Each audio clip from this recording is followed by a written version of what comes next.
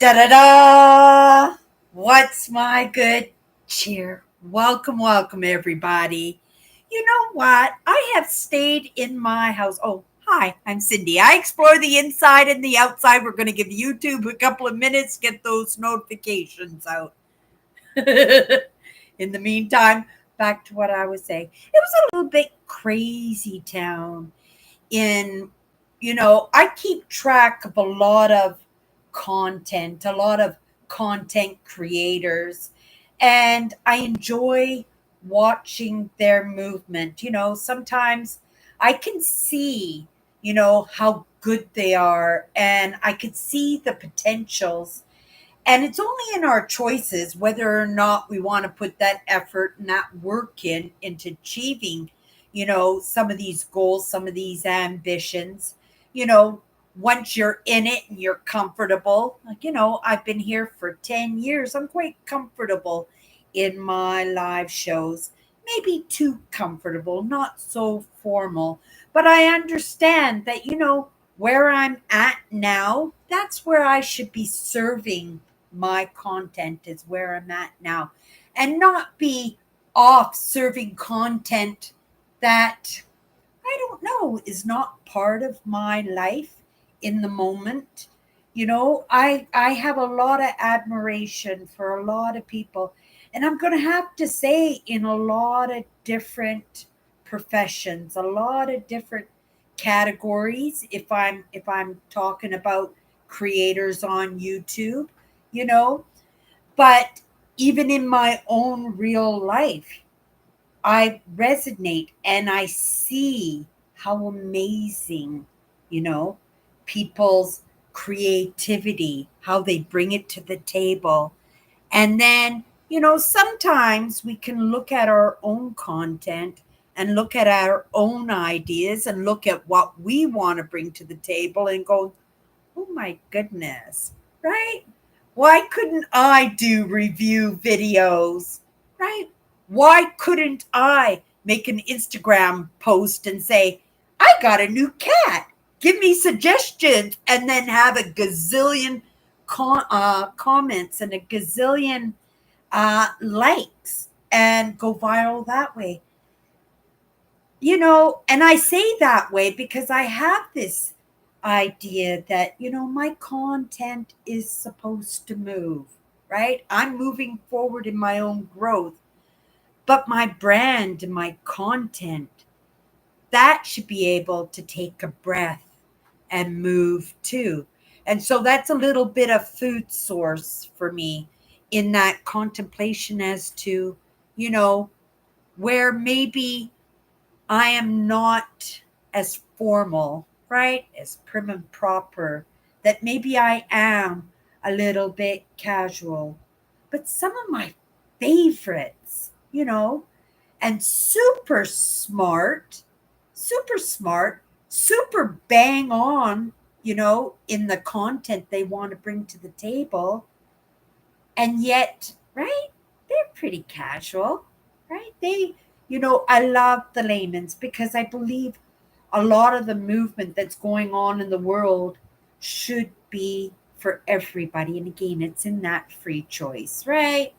You know, we all get to pick and choose what's going to grab our attention. We talked a little bit about this yesterday about, being distracted by video games and the couch and the remote control, our phones, right?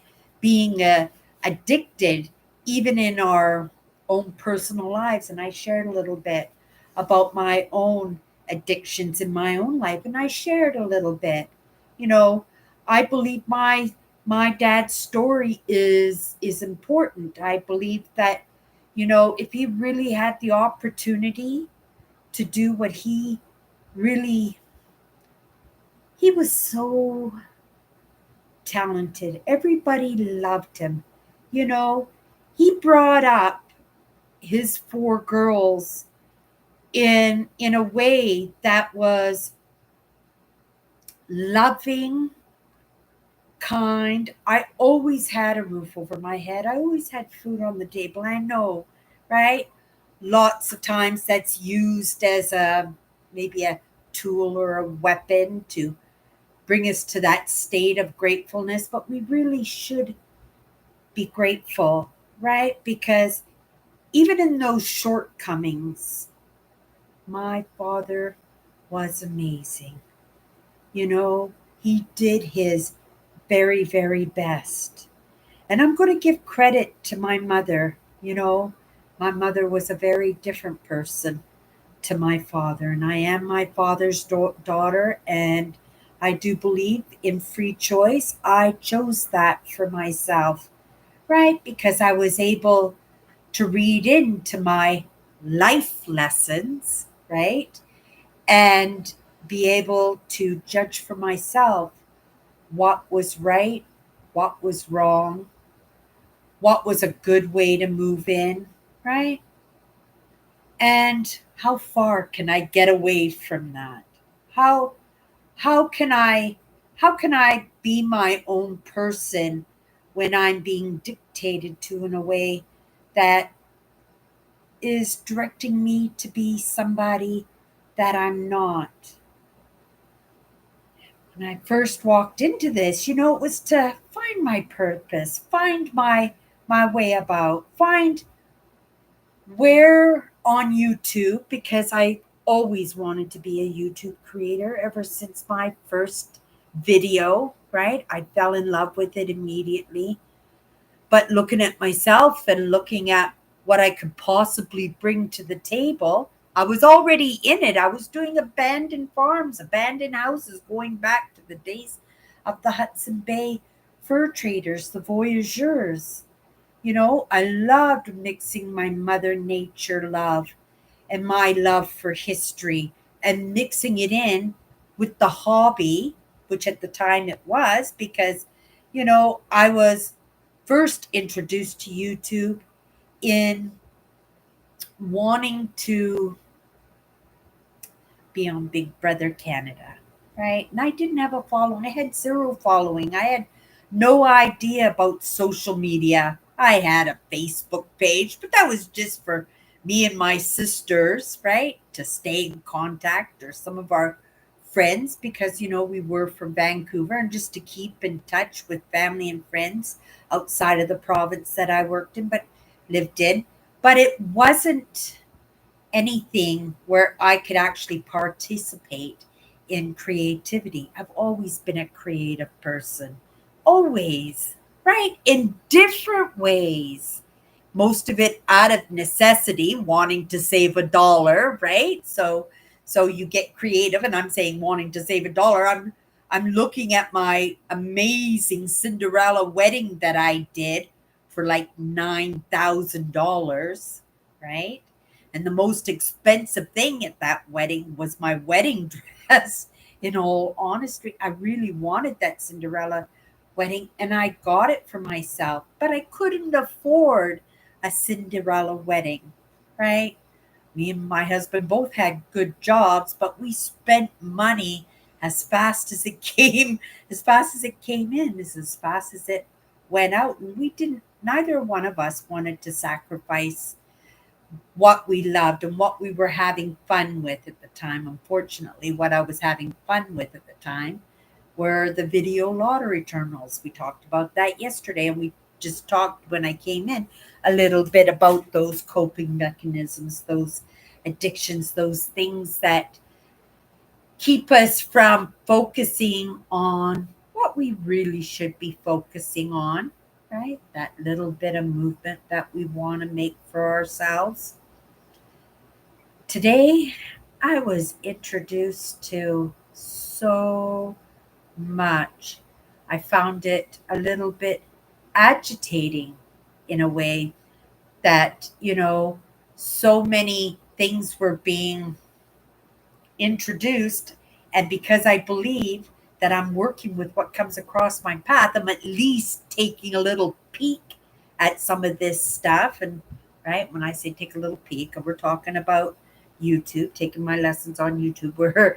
We're having a heat wave here in Winnipeg, Manitoba, Canada. So hot. I in truth have not gone outside in 2 days. Well, I did. I think I went for a little walk for a quart of milk yesterday. But other than that, straight home and just doing my own thing, right? But I'm getting introduced to so much stuff, and my curiosity gets me as to why is this being introduced to me? Why is it being suggested to me? Right? And then my curiosity takes hold, and I go in and take a poop, or take a poop. I go in and take a peep. A peek. I go in and take a peek. And sometimes I'm in there for the entire video and I'm getting stuff out of that. And then sometimes I go like, why? Why is this being introduced to me? Right? And we can second guess ourselves, you know, but it is in that influence. It's because everybody and their dog is vying for attention. I'm just looking at my cat here, and she's just looking at me with those come and give me a pet, come play with me for a couple minutes look, and I'm just going to ignore her for a moment. But yes, everything and everyone is vying for our attention, right?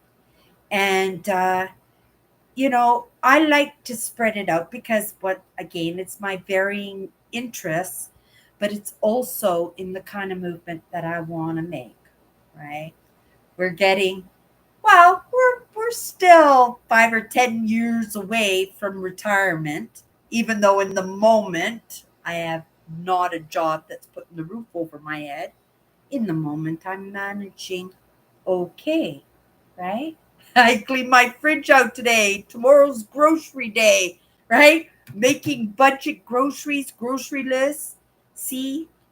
And these are things that I'm doing when I'm trying to release what I take into my system, right? Because I'm taking a lot into my system. And even though I'm not going into some of this stuff for very long, I'm still going into it and I'm still picking up stuff because my curiosity is saying, why is this being suggested to me? There must be a reason. And I stay in it as long as my curiosity is still piqued. And once it isn't, I'm out of there. But sometimes it has that opportunity because I stayed in there a few minutes to leave a little bit on me. I have to be a little bit more selective, I think, because I have a pretty good idea in the directions that I want to go in, you know, and and and I've in the past couple of months have been spending more time with myself rather than some of those mentors and thought leaders and those deep documentaries that you know I find so helpful in what I'm doing. I believe history is so tied into this, and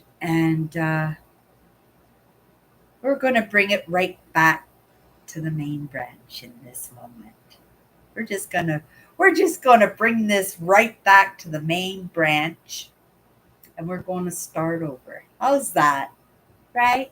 It's because it's calling for fresh. It's calling for new. It's calling for something better, something lighter, something that makes me smile. How about a sip of my tea that I just made? That fan on my back is feeling so good. Oh my goodness. Right? So grateful for my air conditioner. But if I was working, I'd probably be in pretty nice air conditioning also. But in this moment, I am grateful for my air conditioner. My cat is more grateful than me. She's right in front of it. I don't know how she can manage to have that blasting in her face like that because my air conditioner Works really, really well. Okay, so let's go into something light today. Well, maybe one of those things that I was doing in occupying myself, because that was pretty much what I was doing today, was just occupying my time, right? Doing some reflection on my movement. Usually when I reflect, I'm reflecting on lessons. Here we go again. I'm reflecting on the lessons. Today, I was reflecting on my life. I was reflecting a little bit on my family's life. My sisters, my nieces, my nephew. We're all trying to do better by ourselves. We're all trying to bring a little joy into our lives in a time that, right, should be a little bit difficult. I have a sister waiting to go in for quadruple heart bypass. Like, right? Cindy doesn't have a job and is trying to be mindful of that fact, and at the same time enjoying and in relaxing and unwinding over the year that I have. You know, Lots of times, and I used to say all the time that, here in Canada, they give you a few days off, if you should lose a parent or a sibling, somebody very close to you. You usually get 3 days of grace of having work off. And then when your 3 days are up, you're expected to come back to work and put all those emotions and all those heartbreaks and confusion quite often and worry, because now there's a lot of stuff going on, and there's estates to clear out, and you're doing it with a broken heart, and you're expected to come to work and do your job. And I remember this, when my father passed away, and I wasn't working at the time. I really wasn't, but I was so heartbroken. I was in a terrible state, and I had the most amazing friends. They were dragging me out to the clubs and the bars and dancing. I loved dancing. Even when I was 300 pounds, I'd be up on that dance floor knowing every pair of eyes was probably on me, and not in a good way. But I loved dancing, and it was good exercise for me, being that weight that I was. And it was good times. And I remembered the night of my father's funeral. I went to the club, but this is the way I coped, right? I put on that happy face. And in the moment, I just tried to stay in the moment, because music is fun, your friends are laughing, right? Maybe they told a funny joke and you're laughing too. Maybe you've had a couple of drinks and you've kind of relaxed, and I'm right, because there's a lot of stress and all of that. But I remember I put on a face, and it was a front. I mean, my father passed away, it was a front. But I could almost guarantee you, right? 80%. I'm going to say 80%, because most people knew who I was, right? That 80% of the people would never have guessed how devastated I was. So it's that idea, right? I don't know anybody who heals from grief from somebody passing in 3 days, right? Unless, right? And I'm not going to go further in that, but not all parents are grieved for different reasons. But my father was everything to me. I thought my life was over, but it wasn't. I went back to work. I put that face on, talking, crying, time. Eventually, that pain went away, right? And I missed. And it felt good to miss him. And when I say it felt good to miss him, because I didn't give myself a chance to miss my father, right? To be able to look at the memories we had together, the adventures, the road trips, those amazing conversations that we had, the love, the kindness. There was so much. And, those memories were something that came because I kept myself busy. I kept myself busy for a decade or two, right?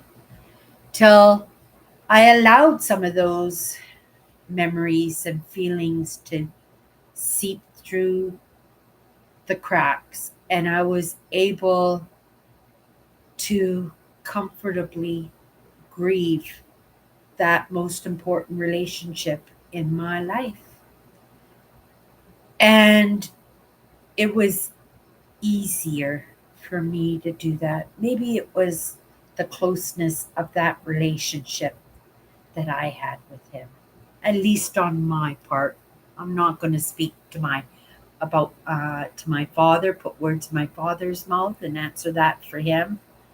But I felt that love, right? I felt that tenderness from my heart, and it's why I right I moved towards that I am my father's daughter, as much as my sister Tracy is my mother's daughter. We all, as kids, got to pick and choose because we had parents on the two extremes. And so, of course, we're going to pick what makes us feel comfortable, makes us feel loved, makes us feel valued, makes us feel like we matter in some way. So you can see where I'm going with this also. Right? My sister got that from my mother. I didn't get that from my mother. I got that from my father. My sister Tracy also got that from my father, right? But it was sad because I had no idea why that relationship with my mother was so broken. It was always, always, always broken. I never knew that relationship to be a good relationship. And that's sad. And again, when my mother passed away, I kept the sunglasses on because I was not devastated. I didn't want people to see my dry eyes. And, being in shame all my life, I was I was faced with the fact that possibly I was a bad daughter, right? That I was not worthy of being my mother's daughter, and this is why our relationship was so broken. It was easy for me to put that relationship on the shelf. My mother's been gone now for 30 years. 30 years my mother's been gone, and I still have not grieved. And I don't feel that need to grieve her passing. I don't wish her ill will, right? I hope when she gets to have these realizations in front of her that she recognizes where she went wrong, just like when I hit the pearly gates or wherever I'm going next, that I have to be accountable, right? That I'll get to recognize, what truly what truly went wrong. Then again, I might never ever, right? And so we have to accept that sometimes there's a necessity to wear disguises, right? To hide our feelings, hide our emotions, even hide our addictions. And, my father did that. I did not know my father drank. I was so close to my dad. I had no idea my father was a drinker. I didn't find out until after my father died, and it was years after my father died that I actually was told that my father was actually a drinker. My mother told me he was. I was shocked. I had only seen my father drunk once, and I didn't think he was drunk because I phoned the ambulance, right? Because I thought he was dying. My dad had congenital heart disease, and right, and when I found him on the floor, I thought that he was dead, and so I phoned the ambulance to come and see if they could save him, and it turned out that he was actually drunk. Social drinker, I thought. By that time, I was a teenager, so I'm thinking social drinker once in a while, right? This is right. And the ambulance driver said, "Oh, he's just passed out. He just needs to sleep it off." None of us kids had ever seen my dad drunk, but he didn't want us to see him drunk because his father was an alcoholic, a raging, mean, mean alcoholic. He was a nice man when he wasn't drinking, hard worker when he wasn't drinking, dependable, reliable, accountable, kind, generous. But when he was drinking, he was so awful. He said terrible things to my dad.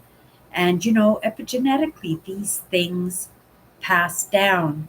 And my father, right, decided that he didn't want his kids to ever see him drunk, to ever see him drinking. And we never did. And you know what?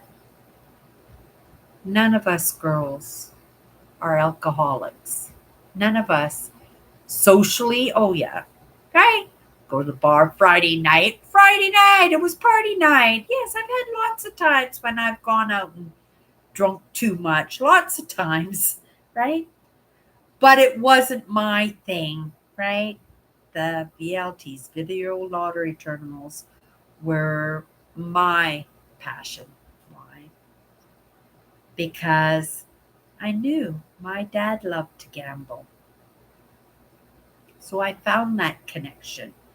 And my addiction came from my heart, right? That, well, dad did that. So maybe it's okay that I could do that too. If I'm going to have an addiction, then it's going to be the same as my dad's. But it was never alcohol because my dad hid that. He put that mask on. We never knew. None of us girls even had an inkling. And like I said, it was years after he died that, my husband, he had to do a tour in Croatia, and they pay you to store your furniture. So he had this bright idea that he was going to make an extra $10,000. And he shipped me off to my mother's for 6 months while he did a tour. I begged him no. He knew exactly my relationship, right? With my mother, right? And, but he sent me anyway. But I had an opportunity in that time to actually sit down and, right, ask those questions. I was an adult now. I wanted to know why she didn't love me, why she treated me the way she did. She gave me some feeble answers, right? And they were feeble because she couldn't figure it out for herself. Now, having a few lessons under my belt, I recognize now, right, why she treated me the way she did because she really didn't have a choice in that. And that's the truth. And if there was anything I could say about my mother, She was genuine. She was 100% herself, and she never put that on, right? She never put that on. And that caused me a lot of worry as I became an adult, right? Cindy doesn't have any children. One of the big reasons is the fact that, you're going to grow up to be just like your mother. Big fear of mine. Not even having any lessons at that time, not recognizing that because I had already chosen, right? That I was my father's daughter, that it wouldn't be feasible for me to be that mother that my mother was, but also at the same time, without those lessons that I had, I probably would have spoiled my children. I would have, because we all want to do better by our kids, right? And I suspect I probably would have done a little bit, I would have done a lot better by my children than what my mother did by us, right? But you have to understand, my mother was dealing with lots, right? My mother worked full time. She worked full time because she loved to work, right? The money was bonus. She worked in hospitals, so she made good money, right? Working in the hospitals. But she worked full time at the hospitals so she could get away from her family, so she could have her own life because she felt, right? She never said this, but it was 100% known in any case, that she didn't get to have that life, right? Those good paychecks that she made, they were mostly put to covering gambling debt that my father had, right? Maybe there were drinky poos. I don't know. I never saw my father drunk once. And my mother my mother fibbed. I have to say it. My mother was a big fibber. So she knew how much I loved my father. Maybe she said that to think less of him, possibly because she was very envious of that relationship that me and my father had, because she didn't get that with her own father, right? Her father was pretty brutal from some of the stories that she told me. He never beat her, but he was a narcissist, and he took his frustration out on his animals. He was a farmer, and she would be made to witness when she did things wrong. And she had a hard life, right? And I heard all her stories. She told all her stories, and you know, I can imagine now. I can sympathize now. I can empathize now why she was the way she was, right? And even though um, she was not affectionate with any of the children, right? She never told us she loved us. She never kissed us, hugged us, right? Um, my sisters adored her, right? My sisters adored her, even to this day, right? In having these conversations, they don't appreciate it, but they are my sisters and they love me, and they understand that my experience with my mother was my experience with my mother. And even though, right, they have denied in the past, they have at least come to the what is it, conclusion. It's not a conclusion because they'd allowed it to come to the surface as an understanding that she had the potential to be that person. And but that's about as far as I got, and that's about as far as I ever will get in that, because I do not discuss these conversations with my sisters because they loved my mother so much. So I put that on there, right?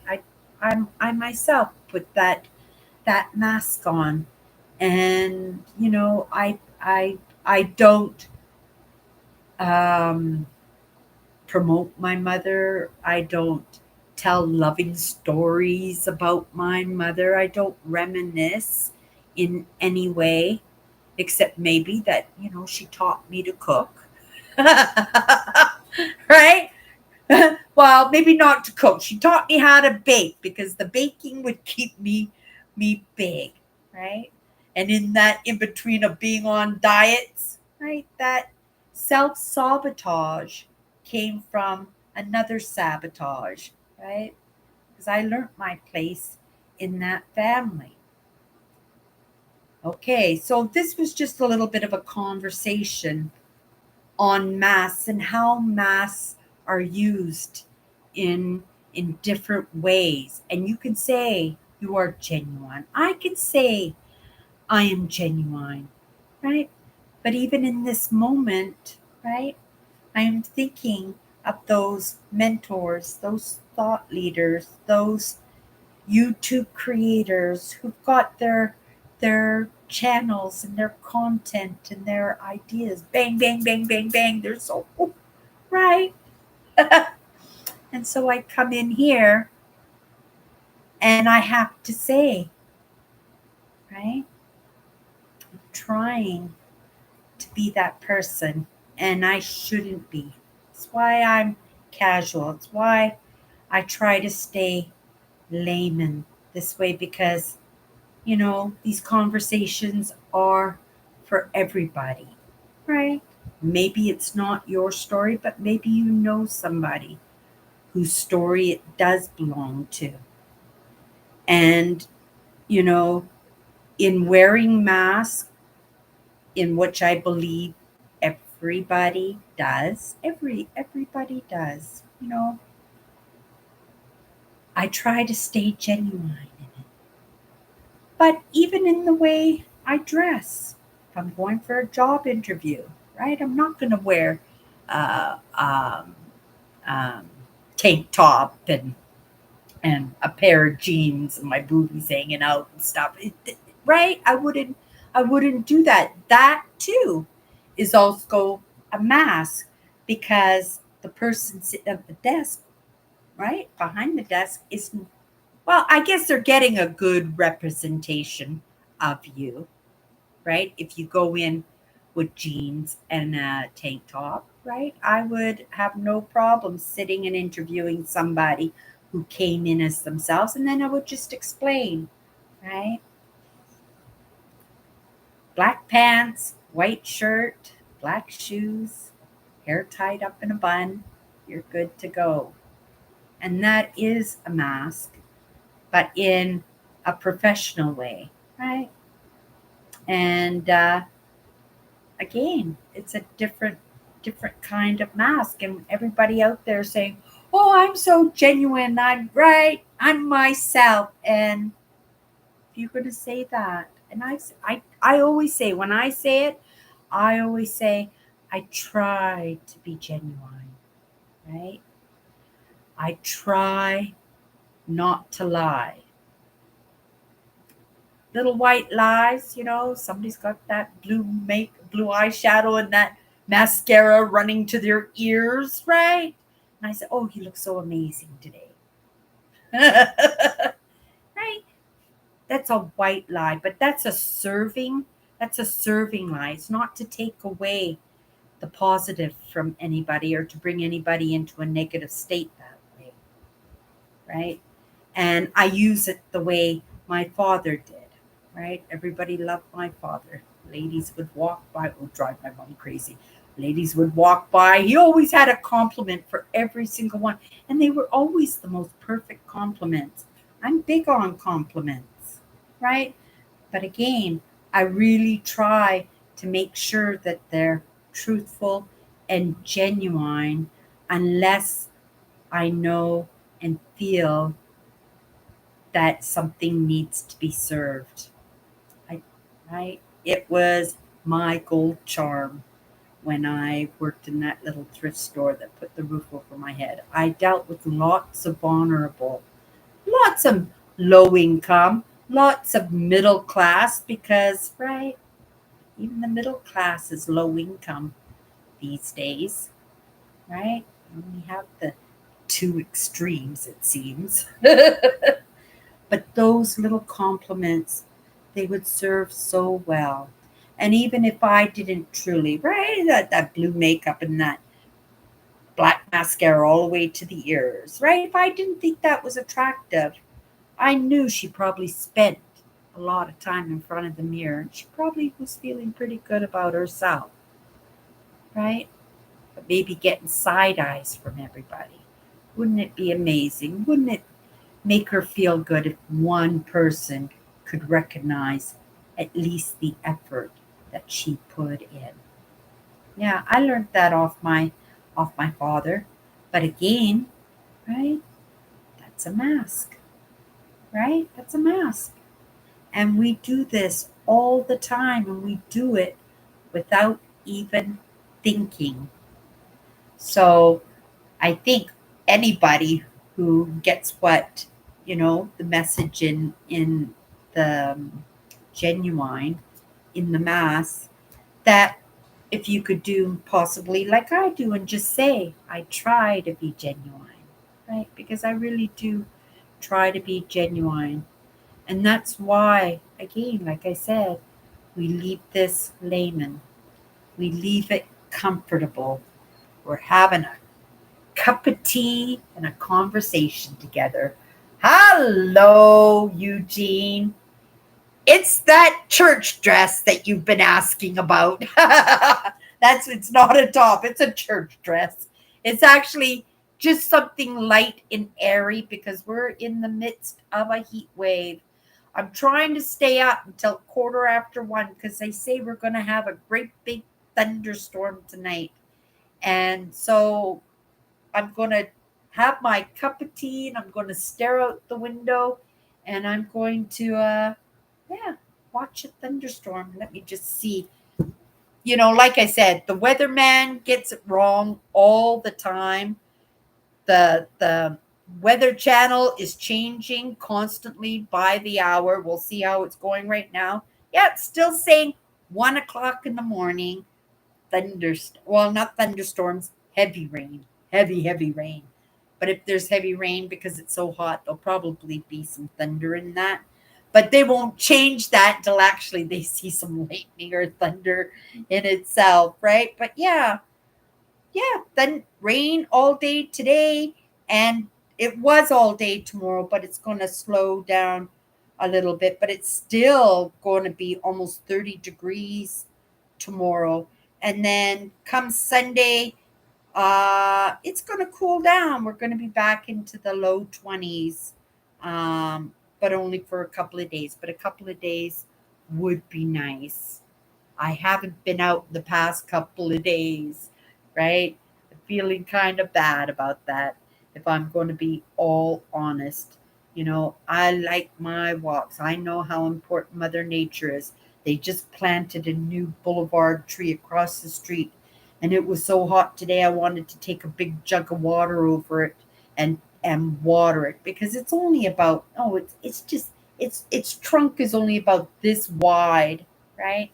They don't plant the elm trees anymore because of the beetles, because of the Dutch elm disease. But it was a really adorable little white aspen. It'll get big too, and it'll do well out there. But yeah, I was gonna go water it today, but I couldn't even bring myself to do that. Mind you, I did run downstairs to the lobby to dig through the garbage pail to see if I can find this week's flyer so I could do my grocery list, and I did manage to do that, right? But yeah, I haven't been outside, and I'm not feeling guilty in the moment, right? I did accomplish quite a bit. Oh, but let me show you before, right, we take off, one of the things that I was doing today. Oh, it doesn't matter about my shoes, Eugene. I'm wearing a pair of sandals is what I'm wearing. It doesn't matter.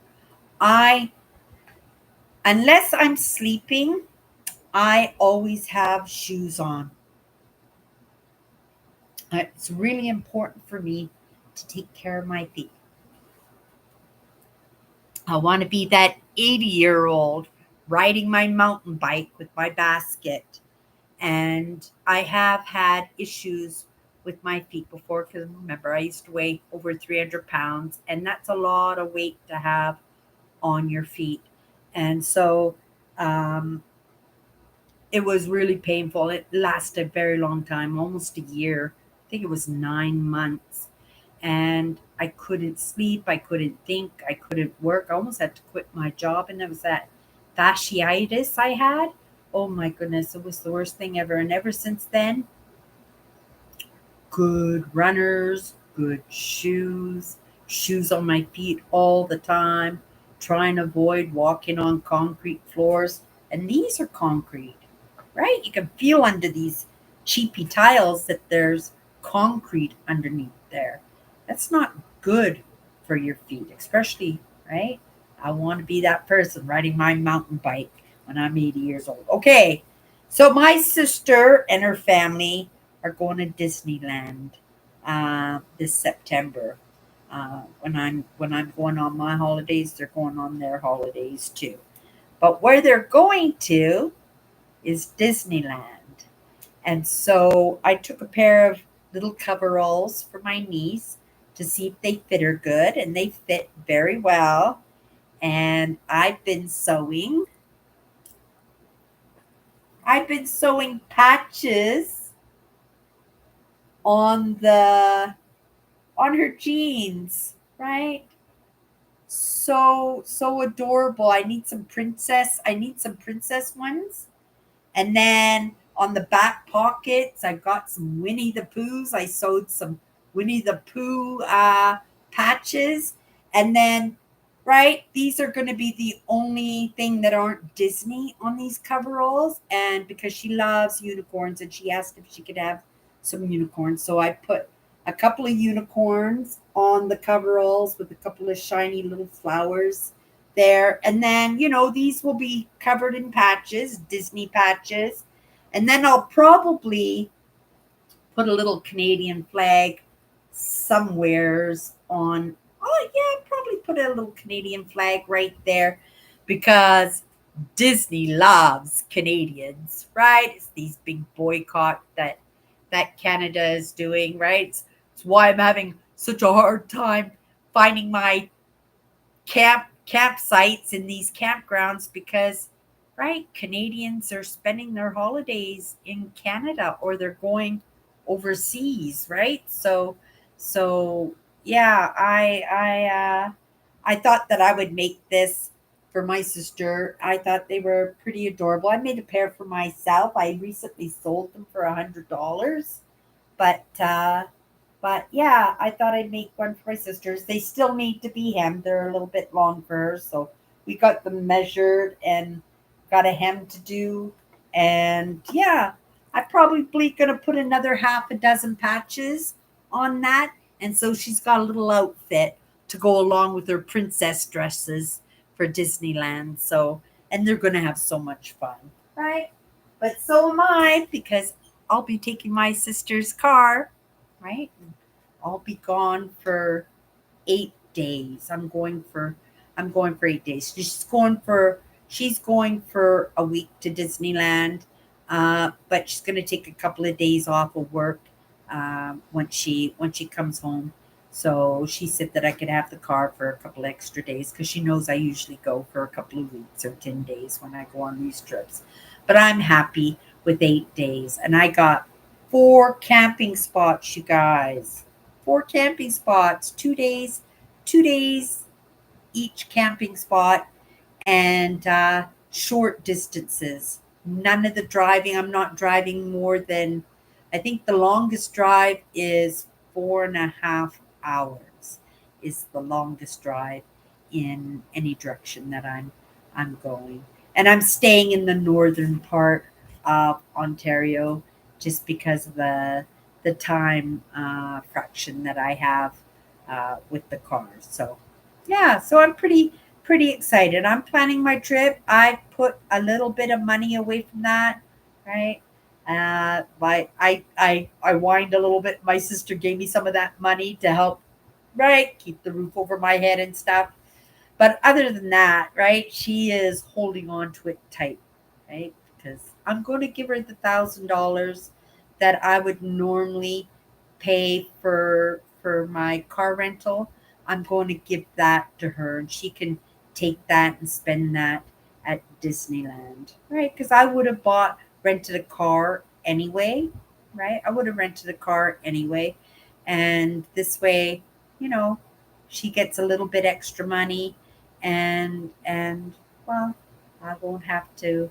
Well, I think that the cost would have been the same if I had rented it, but I think, right, this works out really well, and it'll help my sister out lots, and I don't need a big fancy car because if you've been hanging out with me for any length of time, if you know I explore the inside and the outside, and that outside is my provincial park tours and my urban exploration and my bushcraft videos, right? You haven't seen them, go into my main channel and go take a look at a couple of them and see if they, right, if you like them or not.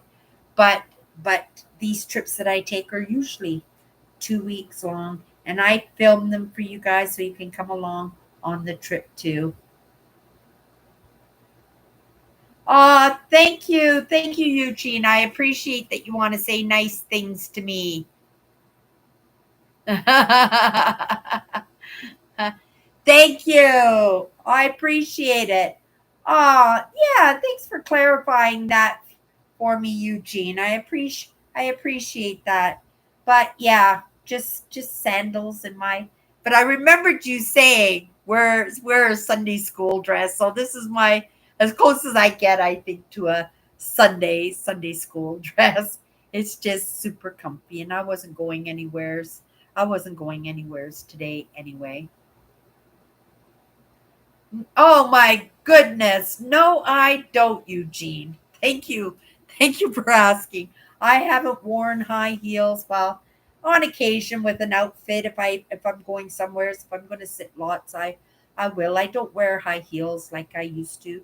You know, when I worked the bars and the nightclubs, I could only wear high heels. My arches were so high that I could walk on my tippy toes, and it wouldn't bother me in any way. But yeah, as soon as I quit that job, and just like when I quit this job, because I ran so much, I moved so much, I was so active that when I left that job, I gained 4 pounds, right? I'm 4 pounds heavier than and it was 10 pounds, but I'm 4 pounds heavier than when I was working there. And when I go for my walks, right, they're not as long as they were, right? I'm trying to go through my shoes and find the perfect shoes for my walks, right? The Keens ruined me. My Keens, my Avalanche rubber boots, right? Because I wore them all the time. I go in them in October and I don't come out of them until May. So those are super comfy. But also my Keen sandals, and they're great, but they're just for summer sandals. They're not hiking sandals that I have. I should get some hiking sandals. I got two pairs of Keen sandals, but one are for walking on rocks when you're in the creeks or when you're at the beach or something. So, and the other pair were a pair of work sandals for me, and I suppose I could use those as walking shoes because I did spend a lot of time in them at work, and they were fairly comfortable. Maybe those will be the next pair of shoes that I put on. Ah, no, no, you didn't. I basically wear sandals and keen avalanche boots. this is this is what I wear. I am not fussy on my footwear in any way.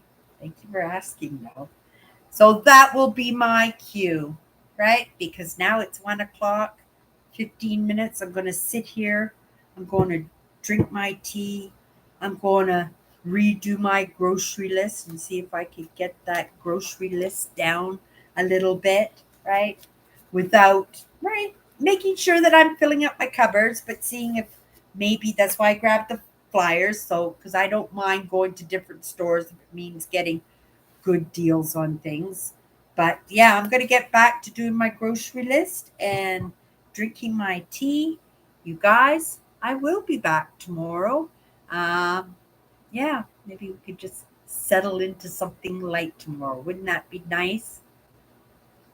I have my sandals on there, Eugene. Everybody, have a great night, and we'll see